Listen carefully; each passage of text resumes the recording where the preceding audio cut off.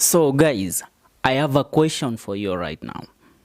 I want you to tell me, when is the last time that you had in this country we have a teacher strike? Yani mwisho wako kusikia kwamba nchini Kenya tumekuwa na mgomo wa walimu ni lini? Because for me, if I remember vividly, the last time we had a teacher strike in this country was back in the year 2016, when I think Sosion and the rest were in NAT, and a lot of things were happening then.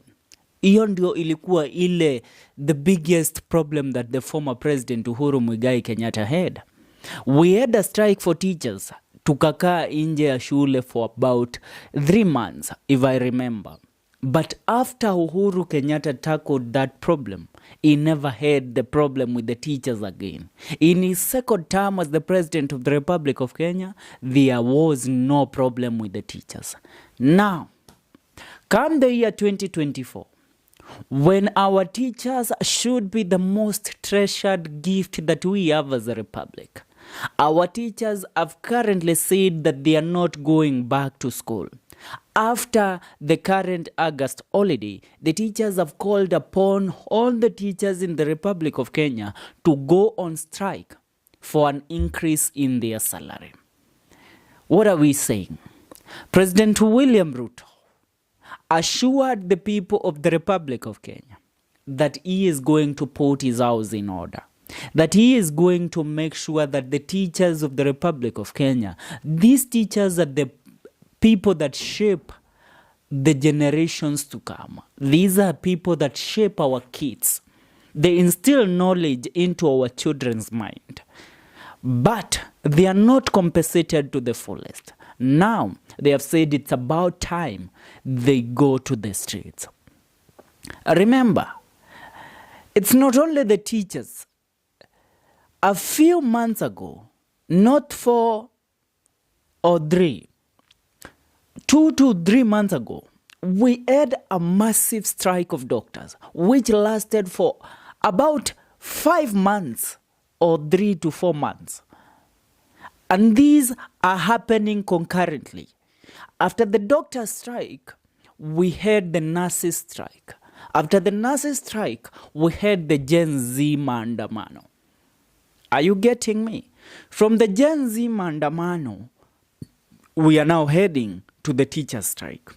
And I want to give you a statement that was currently delivered by the President of the Republic of Kenya, President William Ruto, addressing the upcoming teachers demonstrations. Kwa sababu maandamano ya walimu hayajaanza. Kumbuka wanafunzi wapo nyumbani kwa ajili ya holiday ya muhula huu wa pili, which is the August holiday.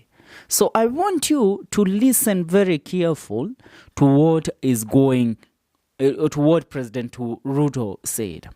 Now he said we have agreed that the Treasury, TSC, and the teaching fraternity sit together. President William Ruto on Friday, August, which was today, weighed in on the impending teacher strike. Speaking during the Kenyan Music Festival state concert at the Eldoret State Lodge, President Ruto said they have agreed that the leadership of the Kenya National Union of Teachers, NAT, and Kenya Union of Post-Primary Education Teachers, KUPPET, will sit together with Teachers Service Commission, TSC, and the National Treasury to avoid a strike. The head of state noted that he has already issued instructions to the National Treasury and TSC to work with the leadership of NAT and KUPPET to address the issues raised by teachers. Quoting him, "We have agreed that Treasury, TSC, and the teaching fraternity sit together and look at the possibilities of ensuring that we implement our commitment as government so that we avoid unnecessary industrial action in that space and avoid interruptions in our institutions of learning. The engagement is going to happen, and I want to tell the leadership of all the stakeholders to work together for the interest of our children, respecting also what is due to our teaching fraternity. That is what he said. Now, Kupeta signed a nationwide teacher strike from August 26th, 2024, when schools reopened for the third term. The looming strike is due to the government's failure to allocate shillings 13.3 billion for the implementation of the second phase of the 2021 to 2025 collective bargaining agreement, CBA. The union is also demanding the permanent employment of intern teachers and the recruitment of 20,000 additional teachers to address staffing shortages. Let me tell you, the amount of teachers with degrees, the amount of qualified teachers that are currently seated back at home with no jobs, with no opportunities, are so many. Are you getting me? Because many of our students and many young people, many of them have taken the course of becoming teachers. They have taken the education path. They want to become teachers. But when it comes to looking for a job, it's either you know somebody that knows somebody so that you can have a connection to have a job. Now, remember, there is shortages of teachers in our schools in the country. We have shortages of teachers.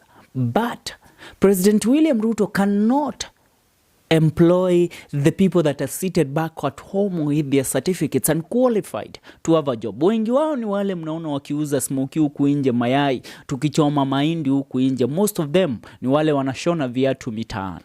And they have degrees. They studied to have those jobs. But they are not employed. And most of the intern teachers also, wanalipwa peanuts. They are not permanently employed. So they are not even paid. They are compensated, which is transport and food. And I ask, do you know how much a teacher earns? Do you know the impact of a teacher in the society? I even think that our teachers should be earning similar amount of money to that of the people that you see seated and warming chairs in the parliament, yet doing nothing. Are you getting the whole point? Yeah. Now the teachers, Ruto is telling the Kupet and Nat to sit down with the treasury. This conversation Ruto has had with these people for a very long time. Are you thinking that they are going to buy these stunt? You know, these are public stunts that President William Ruto plays mostly with the teachers in our country. Remember, the promises that Ruto makes to teachers, he made them since, I think, 2023 or 2022, after getting into office. And until now, they have not implemented any. They have not gone ahead to address anything in regards to solving the problems and the differences between them and the teachers. Are you getting the point? Remember, he has recently appointed the new Cabinet Secretary of Education. This Cabinet Secretary of Education is not known to Kenyans. Remember, when Fred Matiang'i and Magoha took over as the Cabinet Secretaries of Education, that's when changes happened in President Uhuru Kenyatta's regime, and the wave of teachers' strike in the country was cut short.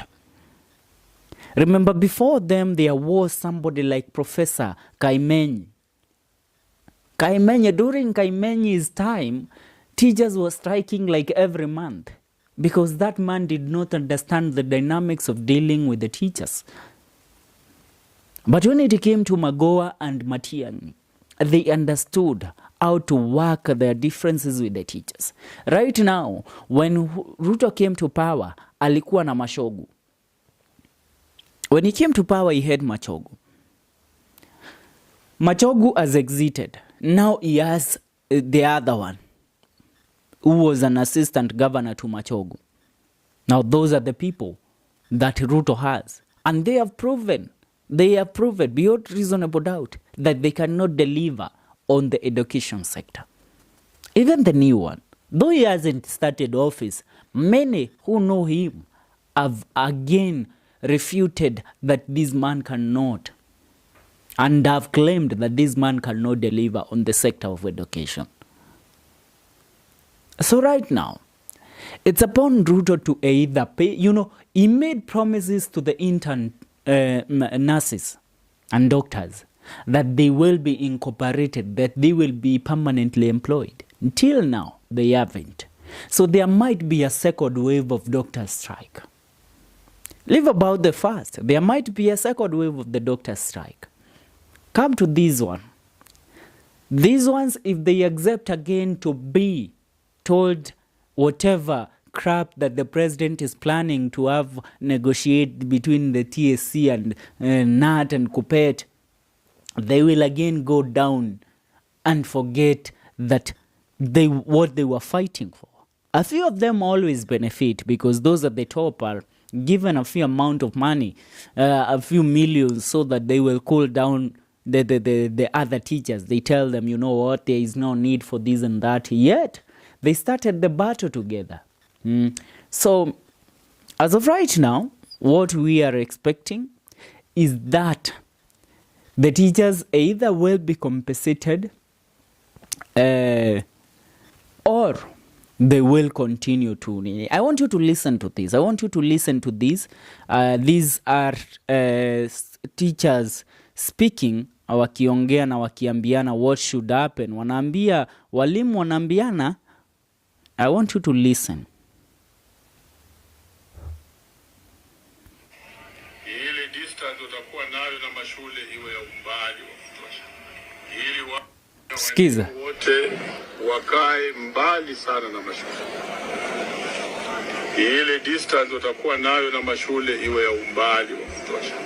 Ili watu wasifikirie wako karibu na shule ama wana nia ya kusongea karibu na shule. Yeah. Tunaambia wazazi kwamba tarehe 26 usidhubutu kupeleka mtoto shuleni. Mnasikia? Walimu hawatakuwa. Na ukipeleka wale watoto haitakuwa ni jukumu ya walimu kuwalimu. Now, those are teachers saying that when time come on 26th of August, please parents, do not take your children to school. And for you teachers, hata kukaribia karibu na shule, usionekane. Kupeta NAT, wanasema usionekane karibu na shule. Maana ukionekana, ni ashiria ya kwamba wewe unakwenda mkabala na yale ambayo tumepanga na tumeagree sisi kama walimu. And President William Ruto says that, you know what, a conversation must happen. But there's one thing with Ruto. Everything about this man is about dialogue. And these dialogues never materialize to anything sensible. They never, no any time a dialogue of President William Ruto has given birth to deliverance. Now, a dialogue that he said he wanted to have with Gen Z, he had it with Raila Odinga, called Joho, called Wandai, called Mbandi and Oparanya. And those are failures when it comes to Gen Z eyes. He said he wanted a dialogue with the Ministry of Health. He had a dialogue, which they were supposed to be hired on, the promises were made in the dialogue, but no deliverance. Hii nayo anataka dialogue tena ya walimu. This man muiteni Mr. Dialogue to at the end of the day. But his dialogues never give birth to anything sensible. That's it for now. See you in our next video. Remember, this is Celeb Corner KE. Here we analyze politics and bring you stories from every different aspect of our country, entertainment, and also we revisit case files in regards to the happenings and the history of our republic. See you in our next video.